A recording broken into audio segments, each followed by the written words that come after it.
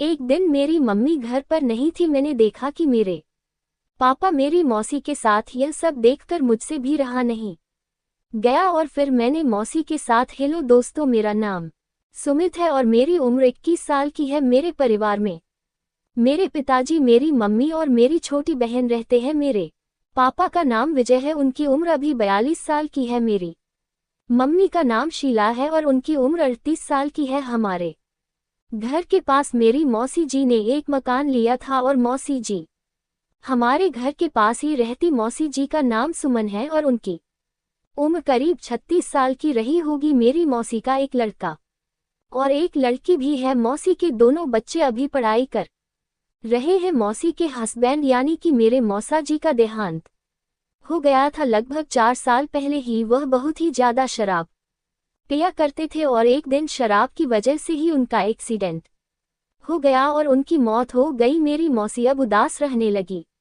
थी क्योंकि कुछ दिन के बाद वह हमारे पास रहने के लिए आई थी और उन्होंने हमारे पास में ही अपने लिए एक नया घर खरीद लिया था क्योंकि उनको पैसों की तो कोई भी कमी नहीं थी क्योंकि मेरे मौसा जी खुद का बिजनेस किया करते थे और अब उनका बिजनेस मेरी मौसी ही संभालने लगी थी। देखने में मेरी मौसी बहुत ही खूबसूरत लगती थी, लेकिन जब मैंने उन्हें एक दिन देखा तो मेरा यह विचार बदल गया। उनका हमारे घर हमेशा आना जाना लगा रहता था। मम्मी पापा भी उनकी हमेशा मदद किया करते थे। मौसी के बच्चे भी रोज पढ़ने चले जाते थे तो वह अपना मन बहलाने के लिए मेरी मम्मी के पास हमारे घर आती थी और कभी कभी मैं भी उनके पास चला जाता था। सब कुछ नॉर्मल चल रहा था। मौसी को किसी भी चीज की जरूरत पड़ती तो वह मेरे पापा या फिर मेरी मम्मी से कह दिया करती थी।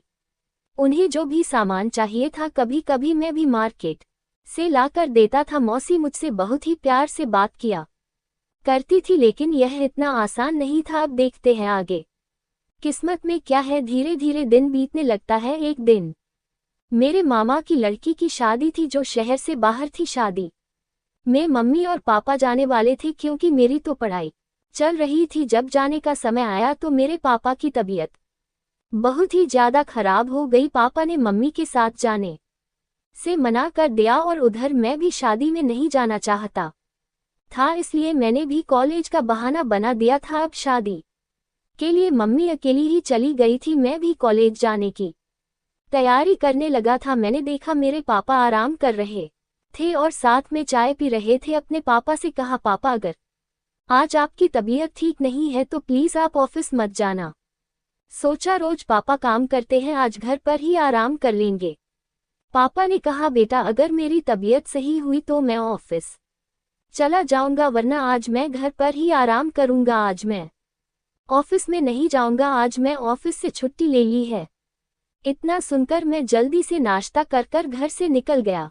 मैं अपने कॉलेज की तरफ जाने लगा। रास्ते जाते ही मुझे याद आया कि आज मैं एक जरूरी फाइल तो अपने घर पर ही भूल गया। आज मुझे उस फाइल की बहुत ही ज्यादा जरूरत थी। मैंने मौसी जी को कॉल भी किया लेकिन उन्होंने मेरा फोन नहीं उठाया। फिर मैंने पापा को फोन किया, उन्होंने भी मेरा फोन नहीं उठाया और फिर मैं हमारे घर की तरफ चल दिया। मुझे थोड़ा अजीब लग रहा था क्योंकि मम्मी के ना होने पर भी मेरा घर में मन नहीं लगता था। रास्ते में मुझे मौसी मिली जो कि मेरे घर पर ही जा रही थी। मैंने मौसी से कहा, मौसी मम्मी तो घर पर नहीं है तो आप कहाँ जा रही हैं? मौसी ने कहा, बेटा मैं घर पर बैठे बैठे बोर हो रही थी, इसलिए सोचा कि मैं तुम्हारे घर चली जाऊं। घर आकर अपनी फाइल निकालकर दोबारा से कॉलेज चला गया, लेकिन आज मेरा कॉलेज में बिल्कुल भी मन नहीं लग रहा था। मैं अपने दोस्तों से मिलने चला गया और लगभग आधे घंटे तक उनके यहाँ रहने के बाद मैं घर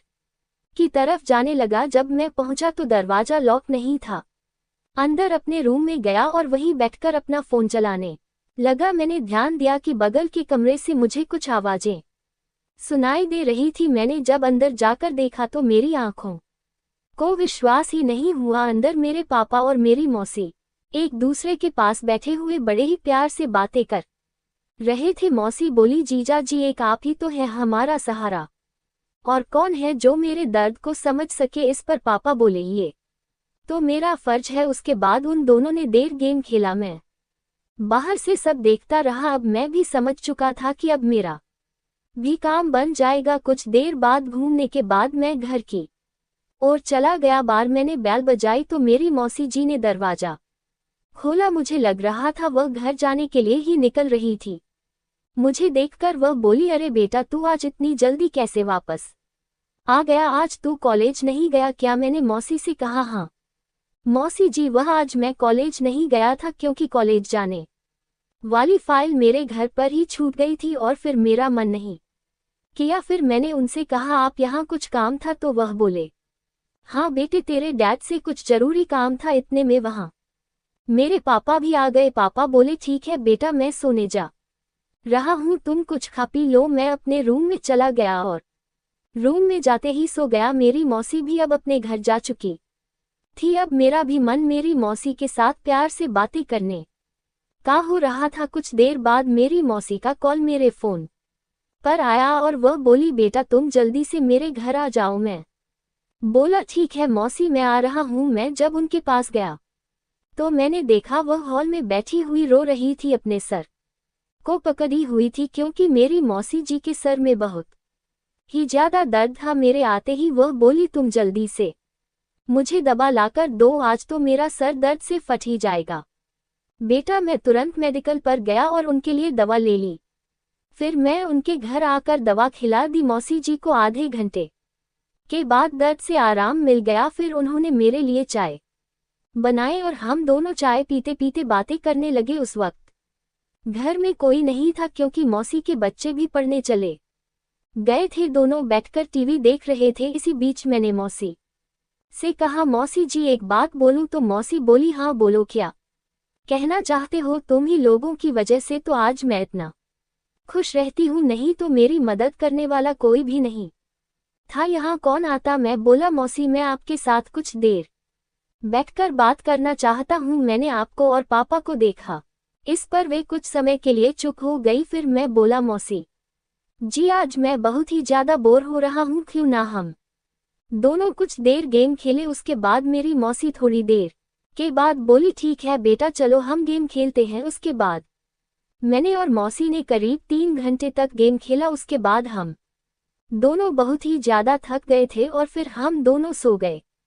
इस तरह से हम सभी खुशी खुशी रहने लगे। अब मैं मौसी का सारा काम करता था और वह भी मेरा ध्यान रखती थी। उनको भी किसी चीज की कोई कमी होती तो वह मुझे बताती और मैं उनको वह सामान ला कर देता। अब मैं अपने घर से ज्यादा उनके यहाँ रहने लगा था। इस तरह से हम खुशी खुशी अपना जीवन बिता रहे हैं। तो आशा करती हूँ दोस्तों आज की कहानी पसंद आई होगी। अगर कहानी पसंद आए हो तो वीडियो को लाइक करके चैनल को भी सब्सक्राइब कर दे। मिलते हैं नेक्स्ट वीडियो में, तब तक के लिए जय हिंद दोस्तों।